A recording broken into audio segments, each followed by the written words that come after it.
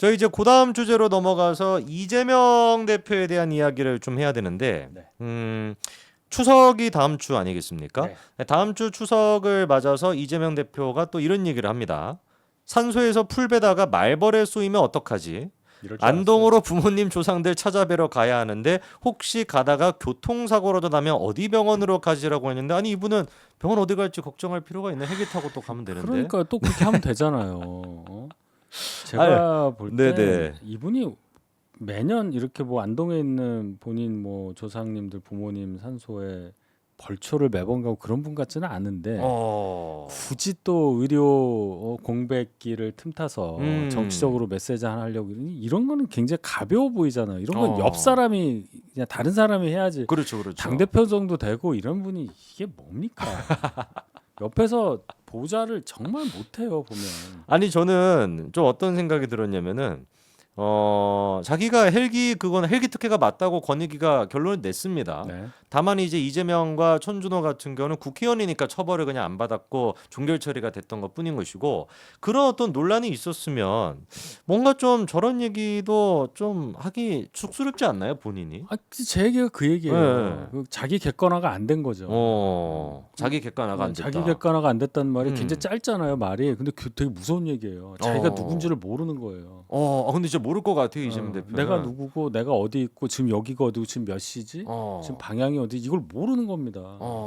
지금 굉장히 여러 가지의 이재명 대표는 제가 볼 때 물론 네. 지지율도 좋고 자기가 당도 장악하고 뿜뿜뿜 하는 게 있지만 눈 감고 살짝 보면은 나 재판이 4개인데 하나 더 늘어날 것 같은데 1심 이렇게 되면 어떠지? 옆에 딱 보면 정청래 나한테 이랬는데 김민석도 그러지 않을까?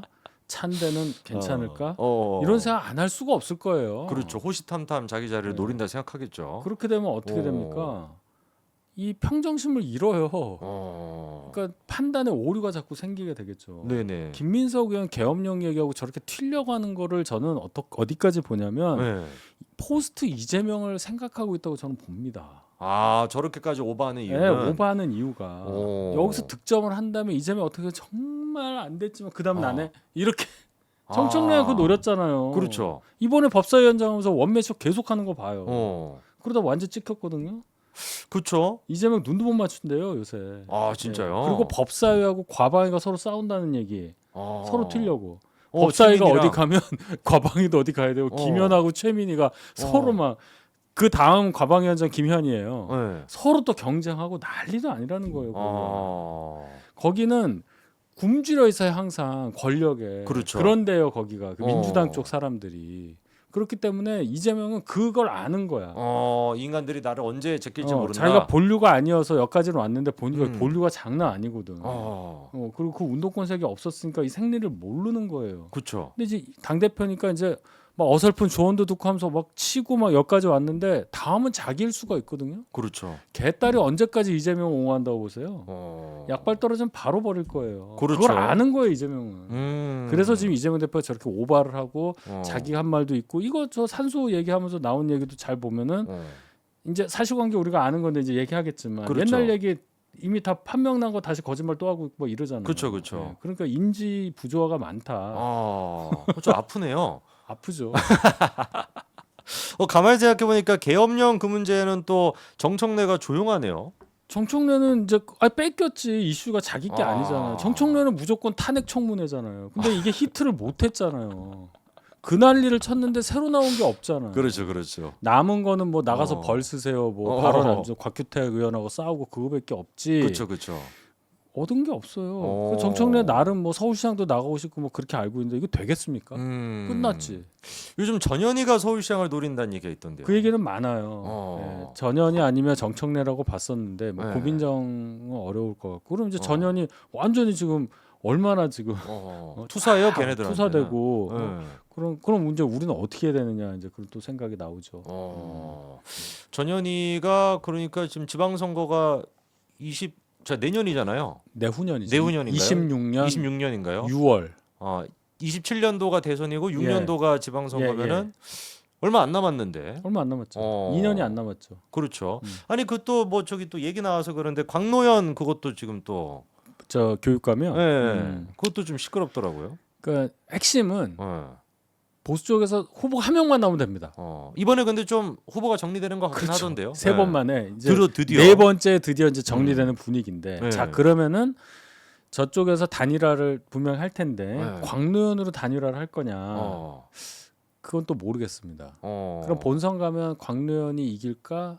저는 그래도 광노현이 나오면 뭐 1대1로 붙나 하더라도 이길 가능성이 저희가 그래도 있다고 봐요. 아니 근데 진성준도 그렇고 민주당 쪽에서 벌써 약간 좀 뭐 비판하는 얘기도 나오던데 광노현 나오면 안 된다. 당 입장에서는 이제 그런 얘기를 하겠죠. 이게 왜냐면 논리가 안 맞거든요. 돈을 일단 후보 매수예요. 다른 것도 아니고 매수해서 주저앉힌 진짜 전근대적인 정말 뭐 어디 뭐 아주 옛날에 나 있었던 그걸 해서 걸려가지고 35억 그 아웃되고 35억 저 뭐냐 선거 지원금 다시 몰수처분 해야 되는데 아직도 안 갚았다고 합니다. 5억밖에 안 냈어요. 네. 30억을 아직도 안 낸 상태에서 또 하겠다고 나오는 그 뻔뻔스러워. 정신력. 와 대단하죠. 민주당 쪽에서 하는 사람들은 그 정도 그쪽은 그러니까 이 선출직 이 권력에 대한 욕구가 어마어마해요. 권력에 대한 그게. 대신 다른 쪽이 빈약하겠죠. 그렇겠죠. 네, 다른 쪽이 빈약해요. 다른 쪽이 빈약합니다. 실제로. 많이 빈약해요.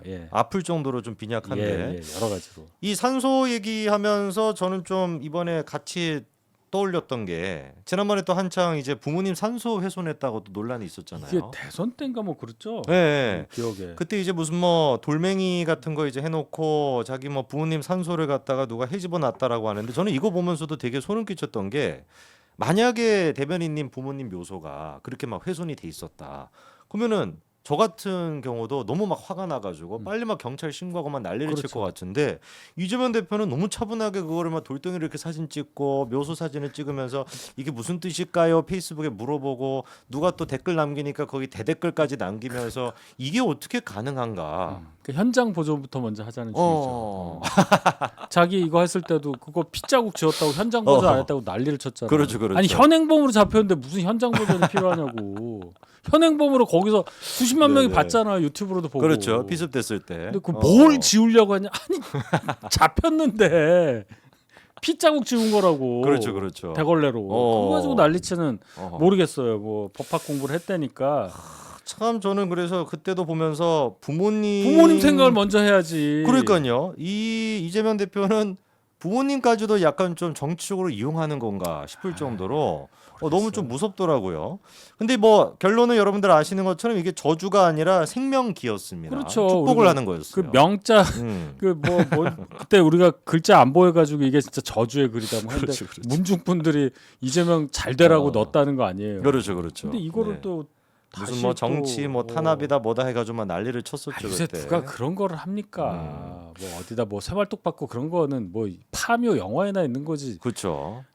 언제 뭐 남의 묘소 가서 그런 것까지 해.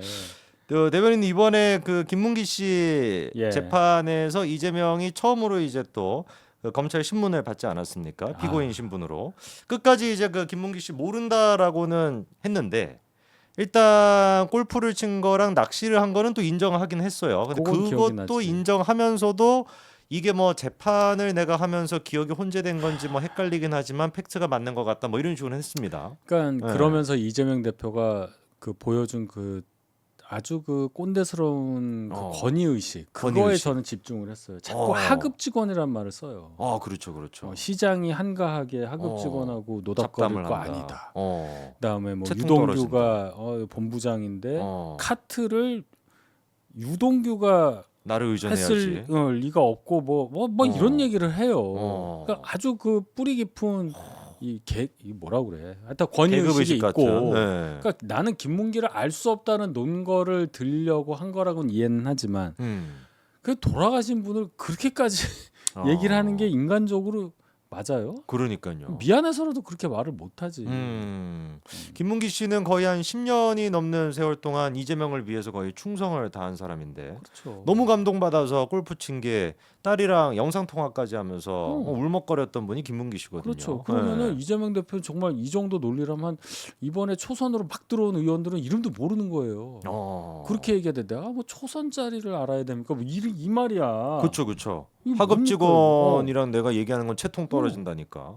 아니 시장이랑 같이 이렇게 아무리 그래도 같이 그래도 공도 치고 밥도 먹고 여행을 외국으로 같이 음. 갈 정도면은 뭐 이름까지 세세하게 기억은 못해도 아, 그분 잘 압니다. 이게 인지상정이잖아. 그렇죠. 야, 그 인지상정이 이재명 대표한테 잘 나타나지 않는 게 뭐 여러분 기억하시는 것처럼 민주당과 이재명은 김문기 씨 빈소를 한 번도 찾지 않았다고 합니다. 그리고 이제 발인 날에는 이재명과 김혜경 씨가 산타클로스 복장을 입고 춤을 추는 게 이제 방송에 나가가지고 그렇죠. 그때. 당시 이제 대선 때예요. 그렇죠. 노모가 진짜 뭐 울분을 터뜨렸다 그렇죠. 뭐 이런 얘기도 있었는데. 뭐한 짓입니까? 근데 기억이 나는 게 또 전영수 씨가 돌아가셨을 때는 네. 그때는 이재명 대표가 무려 6시간 40분, 그러니까 7시간 가까이나 기다려가지고 조문을 했거든요.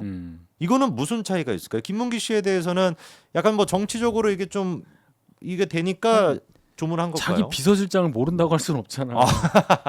그건 말이 안 되잖아. 그건 거의 그건 너무 말이 안 돼서 질병이잖아. 그렇지. 여기서 말 잘해야 됩니다. 그렇기 때문에 이건 뭔가 보여줘야 되잖아요. 그러니까 뭐 오래 기다려서 정말 맨 처음 뭐 조문을 한 것처럼 했고 한데 아니 근데 그게 사실이에요? 어떤 거요? 조문할 때 그렇게 대기를 오래 했다는 게? 그러니까 이제 실제로? 1시쯤에 가서 대기하고 있다가 7시 40분에 조문을 했다고 하니 뭐 이때 한창 바빴을 때인데 네, 글쎄 6시간 40분 어우 대단한데. 그러니까요. 심지어 그 유족들은 조문을 이제 그 거절했었다가 그렇죠. 나중에 가서 이제 거부했어도 안 올 사람이냐 해가지고 결국에는 이제 받아줬다라는 것도 보도가 났었거든요. 그러면 이분의 죽음에는 어떤 일말에 본인이 양심의 가책을 느꼈다는 거 아니에요? 근데 제가 봤을 때 그거는 안 될 것 같은데. 그죠 이상하죠 이거. 네. 이거 쇼한 거잖아요. 그러니까요. 그러니까 물론 진심으로 뭐 그랬을 수는 있는데 이렇게 해석이 나올 정도로 그동안 이재명 대표가 한 행동들이 인간적으로 우리가 일반적인 분들이 받아들이기에는 옳지 않았다. 이거를 이제 또 증명하는 게 아니겠습니까? 어떻게 보면은 좀 인간답지 않은 모습들이 많았던 거죠. 뭐 한두 개가 아니죠. 뭐. 우리가 얘기하면 참 그런데 아유. 그렇죠. 맞습니다.